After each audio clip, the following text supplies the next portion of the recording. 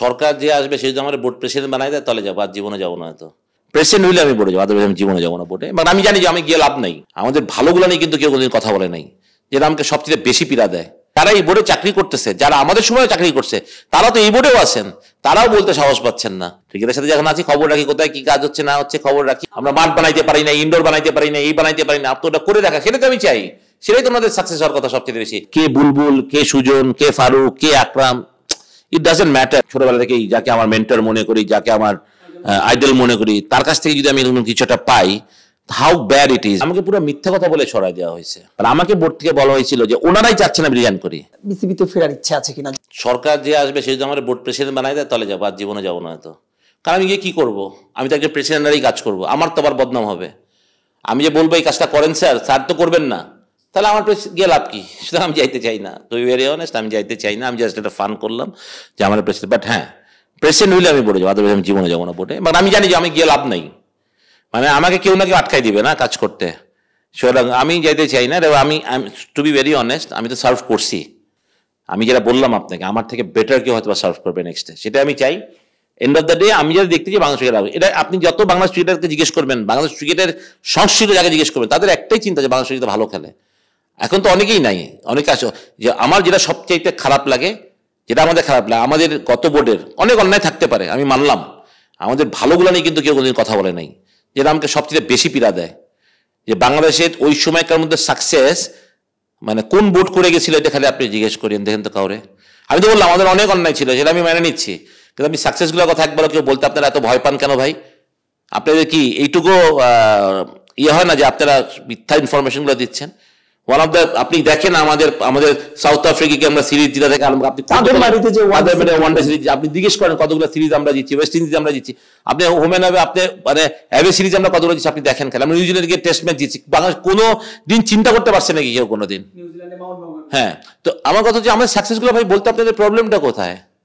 আপনি তো ওইখানে জিনিসটা হচ্ছে ভালো লোক ছিলাম, খারাপ ছিলাম, সব ছিলাম, মিলিত ছিল, ভালো হয়েছে খারাপ সব হয়েছে, কিন্তু আপনি একবারও সাহস করে বলতে পারেন না। এবং আমার সবচেয়ে দুঃখ হয় যারা এই বোর্ডে চাকরি করতেছে, যারা আমাদের সময় চাকরি করছে, তারা তো এই বোর্ডেও আছেন, তারাও বলতে সাহস পাচ্ছেন না। এবং তারা অনেক আছে ফরমার ক্রিকেটারও আছেন, তারাও বলতে সাহস পাচ্ছেন না। তাহলে আপনি জাজমেন্ট কোথায় ভাই? আপনি আমার তারিফ করার দরকার নাই, আমার তারিফ করলে আপনি যদি ছোট হয়ে যান তাহলে করেন না।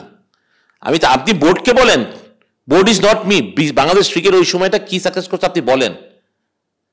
তো এইগুলো বলতে যদি আপনাদের সমস্যা হয় তাহলে তো আপনারা you are not a human being ভাই। আলটিমেটলি আপনাদের সেই সাহসই নাই, গার্সি নাই, সেটাই। আর কিছু বলার নাই। আমি চাই বাংলাদেশ ক্রিকেট এগিয়ে যাক, এবং আমি চাই যারা বর্তমানে বোর্ড চালাচ্ছেন, বুলুর আন্ডারে যারা আছেন, আই বিলিভ যে বুলি ভাই এগুলোকে অনেক দূর নিয়ে যাবেন ডেফিনেটলি। আর ভালো হোক, আমরা যাতে বাংলাদেশের সাকসেস দেখতে পারি। আমি নেক্সট টুরে সাকসেস দেখতে চাই না, আমি লম্বা প্রসেস দেখতে যে বাংলাদেশ ক্রিকেট কীভাবে আগাচ্ছে সেটা আমাদেরকে হয়তো আপনি মাইকের সামনে বললে সাধারণ দর্শক জনতা অনেকেই অনেক কিছু মিন করে, আমাদেরকে আসলে বুঝাইতে পারবেন। আমরা বাংলাদেশের রুট লেভেলটা চিনি, আমরা বুঝবো যে কোথায় কি, আমরা খবর রাখি না যে তা না, ক্রিকেটের সাথে যখন আছি খবর রাখি, কোথায় কি কাজ হচ্ছে না হচ্ছে খবর রাখি, এবং আমি বুঝবো যে হ্যাঁ thing is moving in a right way. যখন আমি এটা দেখবো আই উইল না thumbs up to this board. I believe, আমি আমার মন থেকে বলছি কথাটা, যে আমি চাই যে ওনারা সাকসেস হন, ওনারা আমরা যেটা পারি নাই, যেটা নিয়ে অনেক কমপ্লেন সবার, সেটা ওনার করে দেখাক, ঘুরে দাঁড়াক, যে আমরা যেগুলো ভুল করছি, আমরা মাঠ বানাইতে পারি না, ইনডোর বানাইতে পারি না, এই বানাইতে পারি না, আপনি ওটা করে দেখা, সেটা তো আমি চাই। সেটাই তো আমাদের সাকসেস হওয়ার কথা সবচেয়ে বেশি। গেম এডুকেশন কোর্স করা এটা আমরা করছি, এটা সাকসেস না। Success to build a facility, that will be the success. Bangladesh cricket বোর্ডের যেই প্রক্রিয়া, আপনি তো দেশ পরিবর্তনের পরও বিসিবিতে বেশ কিছুটা দিন ছিলেন, যেই প্রক্রিয়ায় আপনাকে আসলে সরিয়ে দেওয়া হয়েছিল, যারা সরিয়ে দিয়েছেন তাদের অনেকেই আসলে এখন বোর্ডে নেই। ফিজিক্যাল পানিশমেন্ট তো অবশ্যই। সবচেয়ে বড় কথা আমি যেটা শুনলাম, I am very shocked about it, যে আমাকে পুরো মিথ্যা কথা বলে ছড়াই দেওয়া হয়েছে। এবং আমি যেটা শুনলাম যে তারা খুব আফসোস করছে পরে যে কেন আমি রিজাইন করলাম। মানে আমি বলতে চাচ্ছি না কারোর নামই, আমি এটা জানি আমি রিজাইন করলাম, এবং তারা বললো না he is the only man যাকে আমরা পাইছি যে কোনো পলিটিক্সে জড়িত, ক্রিকেট মাঠেই থাকে, ক্রিকেট নিয়েই থাকে চিন্তার, তো ওই মানুষটা কেন রিজাইন করবেন? কিন্তু আমাকে যেটা বলা হয়েছিল, ওই মানুষগুলো যাদের কথাটা বললাম যে উনি কেন রিজাইন করলেন, আমাকে বোর্ড থেকে বলা হয়েছিল যে ওনারাই চাচ্ছেন আমি রিজাইন করি। একটা যে মিথ্যার, এবং উনি যখন জিজ্ঞেস করছিলেন যে আমি কেন রিজাইন করলাম, উত্তরটা ছিল যে উনি এই বোর্ডে আমি এই বোর্ডে কাজ করতে স্বাচ্ছন্দ্য বোধ করছি না। তো এটা কতটা মিথ্যার আশ্রয় নেওয়া হয়েছে, আমি খুব শক যে মানে মানে আমার হয় না যে আমি যাকে ছোটবেলা থেকেই যাকে আমার মেন্টর মনে করি, যাকে আমার আইডল মনে করি, তার কাছ থেকে যদি আমি এরকম কিছু একটা পাই, হাউ ব্যাড ইট ইজ, মানে এটা কতটা খারাপ লাগতে পারে না। তো তারপরেও আমি বলবো যে হয়তো বা ওনারও কোনো অবলিগেশন ছিল, এই জন্য হয়তো বা করতে চাইছেন, করছেন। বাট আমি জানি না উনি কতটা আনন্দ পাইছেন আমাকে বাদ দিয়ে ওখান থেকে। বাট থ্যাংকস অফ, আমি আমার বাদ দিয়ে যে আমার খুব বড় ক্ষতি হয়ে গেছে তা না। It's was not my bread and butter. মানে আমার bread and butter is my coaching and all this. আমি খুব এনজয় করতেছি থরলি এখন ওখান থেকে বেরো। আমার I have no pressure, nothing. আমি এনজয় করতেছি আমার কোচিং অ্যান্ড অল দিস। আর আই বিলিভ যতদিন আমি বেঁচে থাকবো বা আমার শরীরে শক্তি থাকবে টু ওয়ার্ক, আমি যাতে আরো বাংলাদেশের জন্য প্লেয়ার তৈরি করতে পারি, আমার এটাই ড্রিম। আর তো কোনো ড্রিম নেই। মানে আমি বাংলাদেশ ক্রিকেট যাতে অনেক সামনে যায়, অনেক ভালো, এটা আমরা সবাই স্বপ্ন দেখি না। সেটা আমার মাধ্যমে হোক আর আপনার মাধ্যমে হোক আর থার্ড পার্সন বা অন্য কারোর মাধ্যমে, who cares, nobody cares, as long as Bangladesh জিতলে তো এক এক রীতি তো কেউ পাবে না, সবাই তালি দিয়ে আমরা জিতলে সবাই আমরা ফিল করি, আমরা কান্দি না, আমরা হারলে কান্দি। সুতরাং আমাদেরকে ওই জিনিসটা মাথায় রাখতে হবে যে কে বুলবুল, কে সুজন, কে ফারুক, কে Akram, it doesn't matter as long as Bangladesh cricket ভালো জায়গায় যাচ্ছে, সেটাই। তো আমাদের কারোর এই লোভ নাই বিসিবি নিয়ে। বিসিবিতে এমন কিছু নাই, মানুষের অনেক ভুল ধারণা আছে এগুলা নিয়ে। আমরা ভাই ওই মিটিং গেলে 1,000 টাকা পাইতাম আর কি, যাক এনিওয়ে ওগুলা নাই বলি। বাট আমাদের ওইটা কোনো এমন কোনো জায়গা না। অনেকে বলে ওইটা মধু, অনেক মধু আছে, কোনো মধুই নেই ভাই। মধু যার খাওয়ার ইচ্ছা সে সবখান থেকেই মধু খাইতে পারবে, আর যার ইচ্ছা নেই তারা কিন্তু ওইভাবে কাজ করবে। সুতরাং আমি যেটা বললাম, সবাইকে এক কাতারে ফেলায়েন না আল্লাহর রাস্তায়। ভালোর মধ্যে খারাপের মধ্যে ভালো থাকে, ভালোর মধ্যে খারাপও থাকে, ঠিক না? এটা আপনার জাজমেন্ট আপনাদের।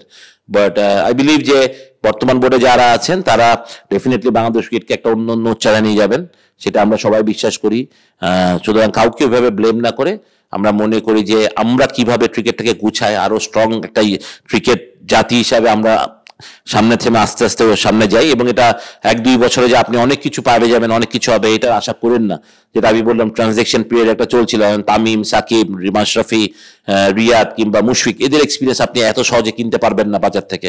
তো এটা হইতেও সময় লাগবে, হ্যাঁ। এবং আপনি এটা মনে করে দেখেন, এই 5 জনের কথা বললাম, ওদেরও কিন্তু সময় লাগছিল to become a Shakib and Tamim and Mushi, right?